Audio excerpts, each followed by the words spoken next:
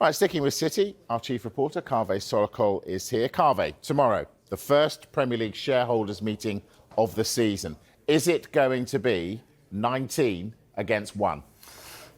Good question. No, I don't think it is, because I know Pep Guardiola came out recently and said that he felt that all the other clubs in the Premier League were ganging up on Manchester City, and they all wanted to see City being punished in this case of the 115 or 130 charges. But I think it's much more nuanced than that.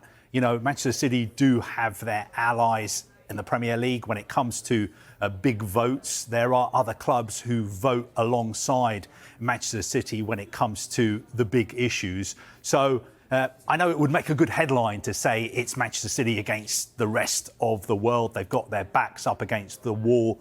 I don't think that is the case. Right, we're also expecting a verdict from the Manchester City versus the Premier League. What do we call it? The Associated Party Transaction Regulation. What is that? I know it sounds complicated. I think if you want me to describe it in the most simple terms, basically it's all to do with commercial and sponsorship deals that clubs do with companies who are connected to their owners. And in February, these rules were tightened. And basically what it means is if you're a club and you want to do a deal with an associated party, you have to take the deal to a panel set up by the Premier League. And that panel will judge whether that deal is fair market value. So they want to make sure that the deals being done with companies connected to your owners are fair. So it's not a way of owners putting more money into the club than they're allowed to. Now, Manchester City, within their rights, they feel that these new rules are unlawful. They believe that they're uncompetitive, that they're incompatible with UK competition law. And in a stunning move, they challenged the Premier League, and there was a hearing in June that lasted 2 weeks. We've been waiting for the verdict. We still haven't had it. We think we're going to get it this week. Maybe we could get it today because Manchester City weren't playing today. Today would have been a good day to release it, perhaps, but we haven't had it so far. But that is what it is in a nutshell. Very complicated, but if you're going to sort of explain it in clear terms, that is the way I would do it. OK, which you did very well. Is the verdict of that, though, going to have any bearing on the hearing for the 115 charges, the alleged 115 charges? OK, the alleged 115 or 130 charges, I think we should call that the Premier League versus Manchester City. That is the big case going on at the moment. The hearing started, 10 days ago in central London. It's going to last, I think, till December.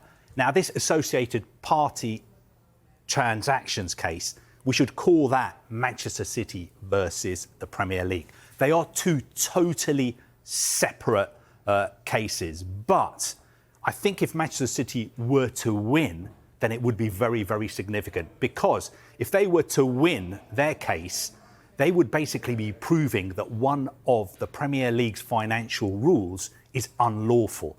So I think that would damage the credibility of the Premier League. It would also undermine the Premier League and their financial rules. So I think potentially it could have a knock-on effect on the bigger case, the Premier League versus Manchester City. It would have a knock-on effect on the way people would look at it, because people would look at it and say, look, these Premier League financial rules, they've already been challenged by Leicester City. Leicester City won their case. They've been challenged by Manchester City. Manchester City won their case as well.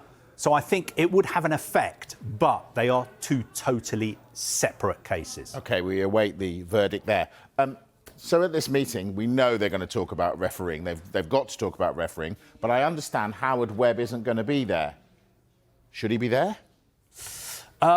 No, is a simple answer to your question. Howard Webb doesn't attend every Premier League shareholders meeting.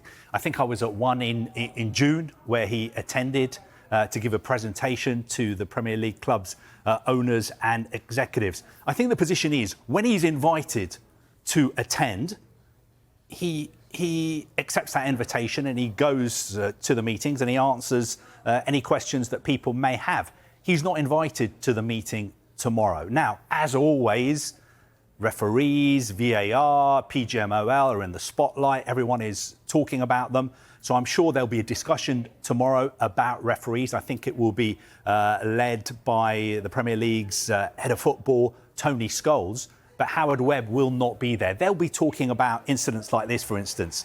The Mateta goal, very, very controversial. Leicester feel that it should have been ruled out for offside. We had another situation, this one you can see, where this Bournemouth goal, was that handball or not? I think PGMOL have admitted that they made a mistake in that case.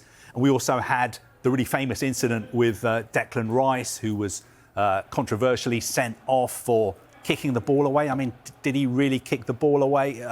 I'm not sure. But I think overall, PGMOL's position is very, very early in the season. And I think they believe that their referees are doing a pretty good job. Kaveh, I'm going to give you despite all the negative headlines.